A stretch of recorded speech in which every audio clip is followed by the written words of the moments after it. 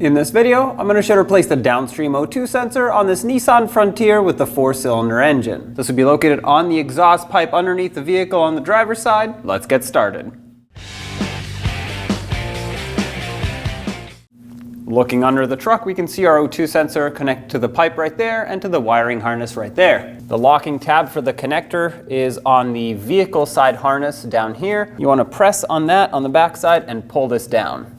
If that doesn't work, it's likely stuck because of debris that's stuck in there, so take some pliers, press it, and pull it out. There we go.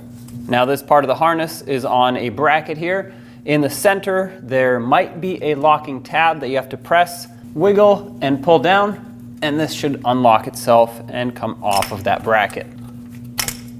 Now on the pipe side, you'll need an oxygen sensor socket. Slip it over. You could also use a 22mm wrench if that's all you have, and break this free by turning it counterclockwise.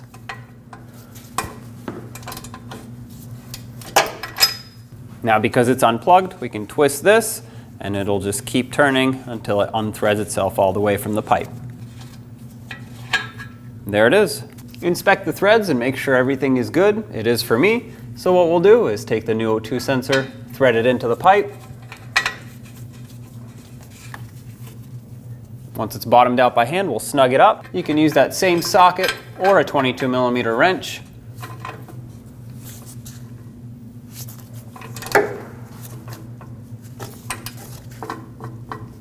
All right, that's good. This was about 1/3 of a turn after it bottomed out.